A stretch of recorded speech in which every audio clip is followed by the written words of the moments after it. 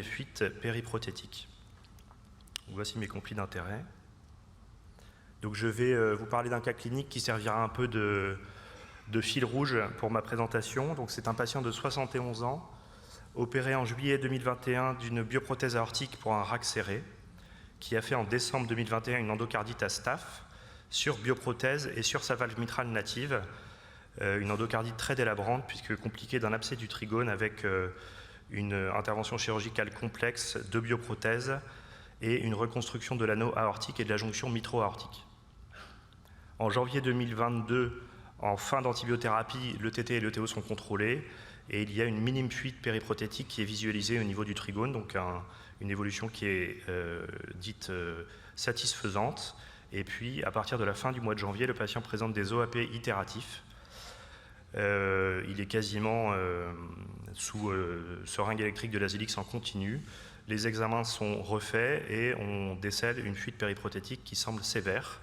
Donc le patient nous est adressé pour discuter une fermeture percutanée de la fuite périprothétique. Alors les fuites périprothétiques, on n'a pas de données très récentes sur les valves chirurgicales, mais dans les papiers les plus anciens, ça représente 6 à 32% des cas en fonction de la sévérité de la fuite, en fonction du moment où on a étudié ces fuites et du moyen d'examen. Elles sont plus fréquentes en position mitrale qu'en position aortique. Elles sont plus fréquentes sur les valves mécaniques que sur les valves biologiques. Elles sont symptomatiques dans 1 à 5% des cas par insuffisance cardiaque ou par hémolyse, Et elles semblent toucher plus fréquemment les patients qui ont été opérés plusieurs fois de la même valve, les patients dans les suites d'une endocardite et les patients qui ont des anneaux calcifiés. Alors, on va parler d'écho, mais il y a d'autres choses, d'autres éléments que j'avais demandé à mes collègues avant de recevoir le patient. D'abord, est-ce que biologiquement le patient présente une hémolyse? Donc c'est quelque chose qu'il est toujours important de rechercher en dosant les LDH et la bilirubine libres, qui sont quantitatifs. Les autres paramètres ne sont pas quantitatifs. Les réticulocytes et l'aptoglobine ne sont pas quantitatifs, les schizocytes un petit peu plus. Comme on avait une endocardite très récente, on était assez embêté pour ce patient. Donc on s'est assuré que des hémocultures nombreuses étaient négatives.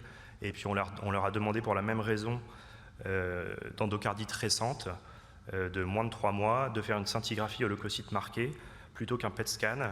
Et l'examen ne montrait pas de fixation, donc il n'y avait pas d'argument pour une endocardite active. Du coup, on était obligé de prendre le patient.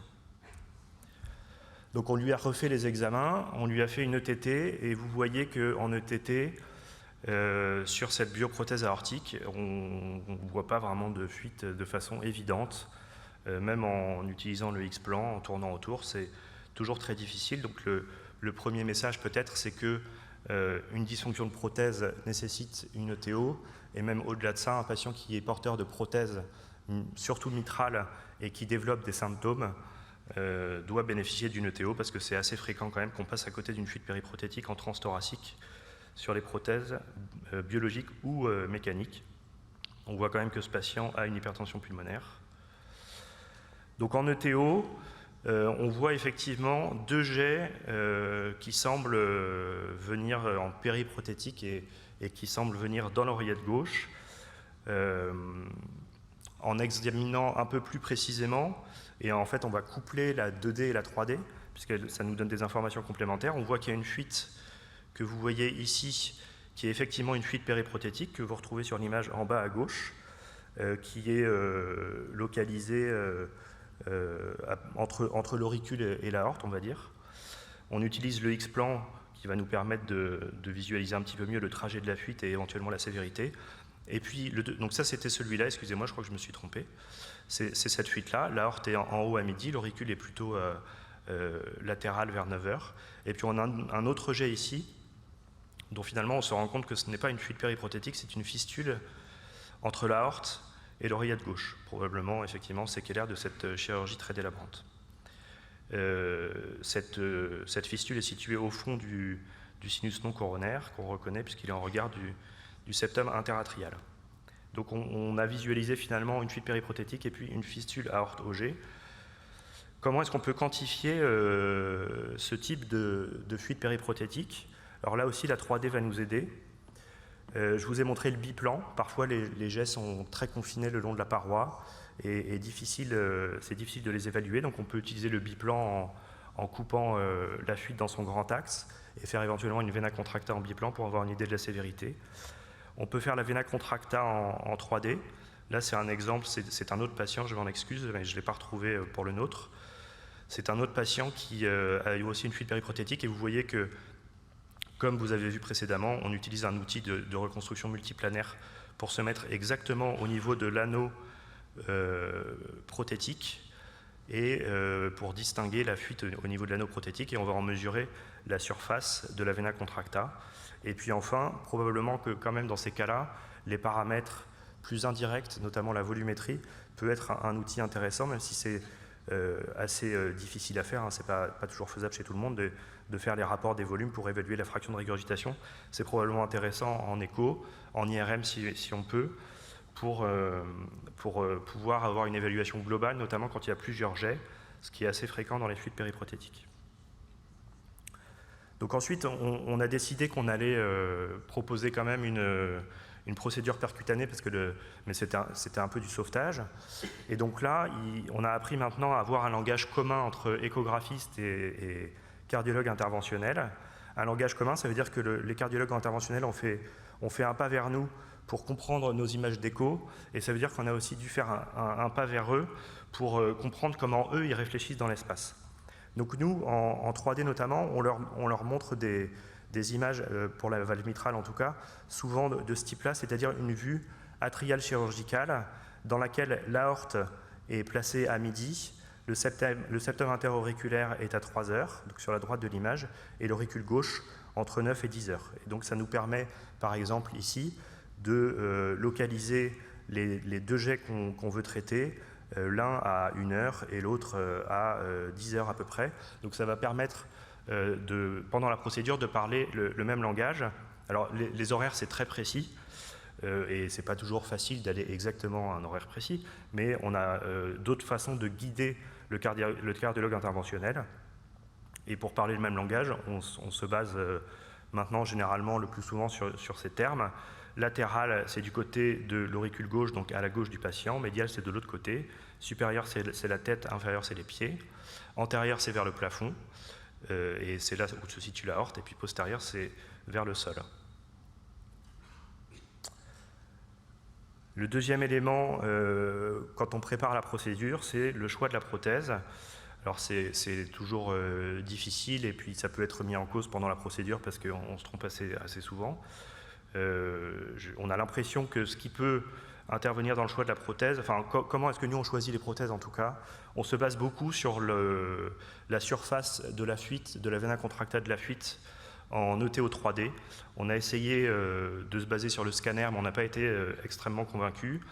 Et puis vous voyez ici, on a l'impression qu'on voit le défect, mais en fait en ETO 3D, c'est très dépendant des réglages de gain que vous allez mettre sur votre image. Vous voyez par exemple ce patient, on a l'impression que la valve est désinsérée de partout parce qu'en fait on n'a pas suffisamment de gain et on fait apparaître de faux défects. Donc nous, ce qu'on a trouvé de plus fiable pour choisir les prothèses, c'est cette surface-là, et puis la morphologie, est-ce que c'est un point, est-ce que c'est un croissant, etc., pour choisir la morphologie de la prothèse. Il y a un autre élément qui peut compter, c'est la longueur du défect. Est-ce que c'est quelque chose d'anfractueux ou pas, qui va nous guider un peu dans le type de prothèse à choisir, sachant que en France, il n'y a pas de prothèse dédiée pour cette activité. Occlutech a développé des prothèses dédiées, mais la plupart du temps, ce sont des prothèses qui sont détournées de leur indication initiale, des prothèses de CIA, de CIV, ou maintenant, assez souvent, des prothèses d'embolisation vasculaire qui s'appellent les AVP, parfois des prothèses de fermeture de canal artériel. Donc la procédure, vous voyez ici une première prothèse qui a été mise en place, qui était une prothèse de CIV sur la fuite périprothétique, et puis ensuite, alors j'ai oublié de vous dire que l'abord était transseptal.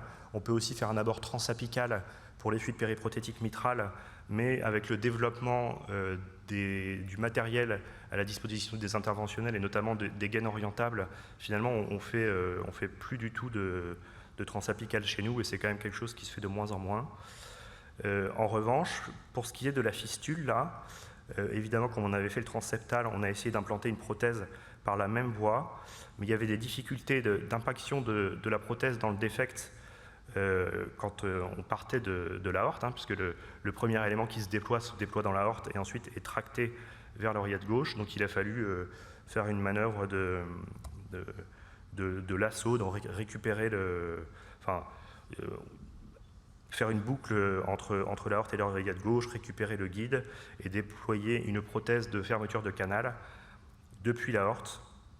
C'est-à-dire que le premier élément partait de l'oreillette gauche et ensuite venait s'impacter dans l'aorte. Et donc vous voyez le résultat final, on voit bien les deux prothèses ici, en fin de procédure, avec un résultat en couleur qui n'est pas parfait. Il reste une petite fuite périprothétique à proximité de la première prothèse et une fuite qui avait l'air un peu plus importante en 3D comme ça, à côté de la fistule. En 2D, finalement, ça paraissait pas si sévère que ça, et le patient étant dans un état précaire, on s'est dit que c'était suffisant.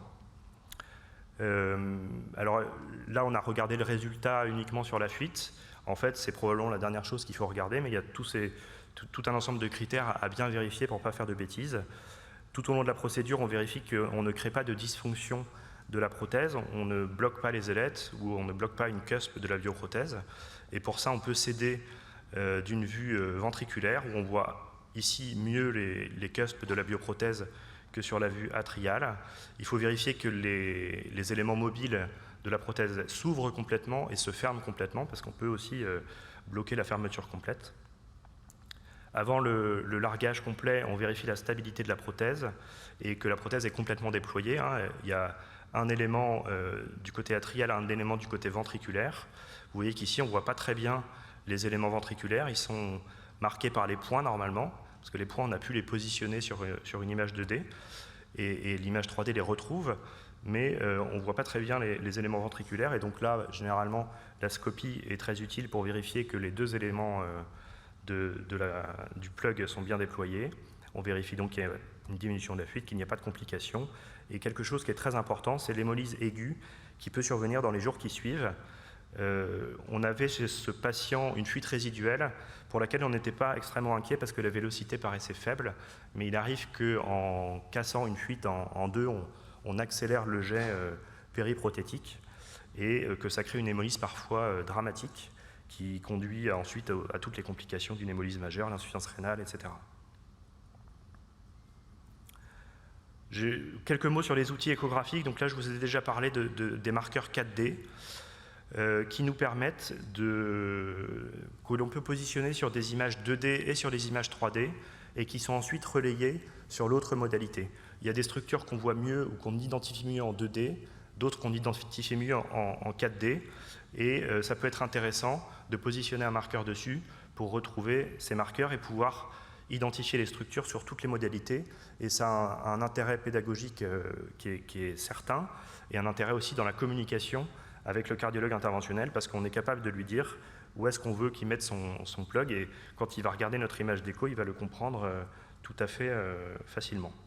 Et puis évidemment, il y a l'imagerie de fusion entre l'écho et la scopie dont vous a parlé Julien, dont on dispose nous depuis pas extrêmement longtemps, donc on est encore en phase d'apprentissage, mais c'est probablement une indication, la fermeture percutanée de fuite, qui est très intéressante, parce que là, la difficulté, clairement, c'est le franchissement de la fuite par un guide avant de déployer une prothèse, et probablement que ça pourrait accélérer cette phase de l'intervention. Vous voyez qu'ici, vous avez une star aortique et une mécanique mitrale à double ailette, et on a positionné des marqueurs sur notre image d'échographie qui sont ensuite relayés sur l'image de scopie. Donc il y a une corrélation immédiate pour le cardiologue interventionnel qui sait d'emblée dans quelle direction il faut aller pour trouver le défect périprothétique.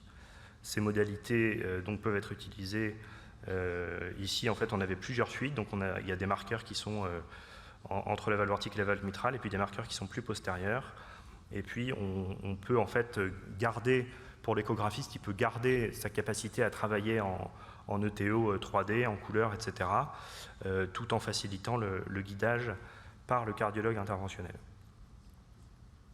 Voilà, un mot, parce que là j'ai parlé surtout de la valve mitrale, mais c'était de façon un peu volontaire et peut-être pas très honnête, mais en fait pour les fuites périprothétiques aortiques, l'échographie, je trouve, est beaucoup plus difficile.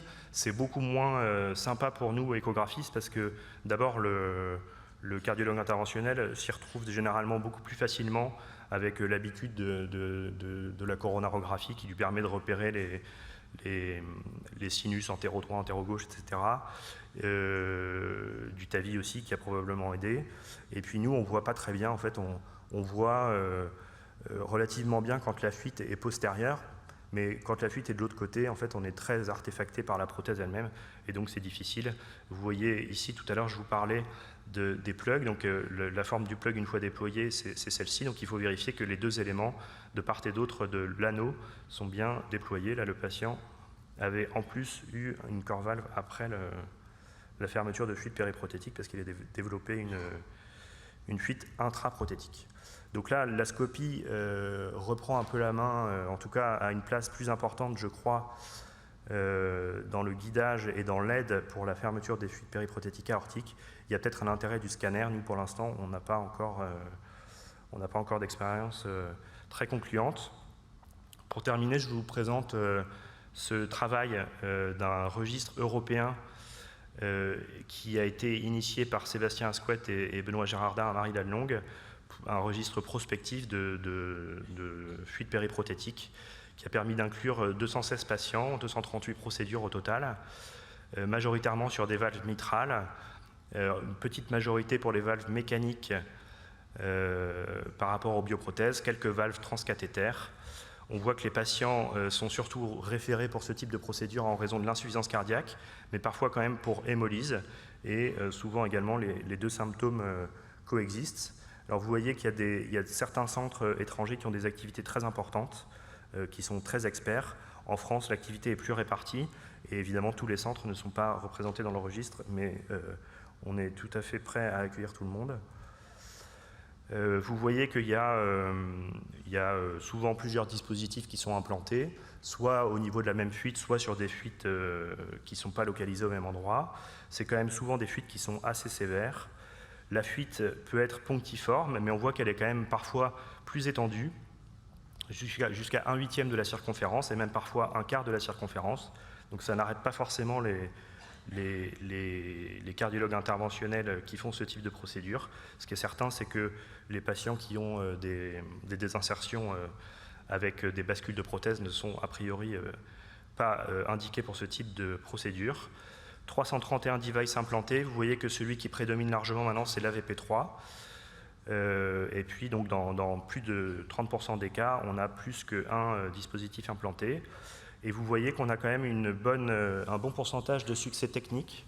Succès technique étant défini dans l'étude par une implantation réussie du device avec une fuite résiduelle inférieure ou égale à un grade 2.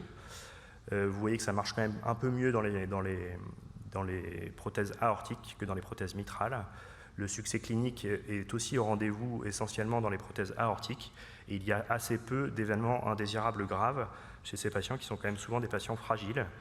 Alors quels sont les critères de non-succès ?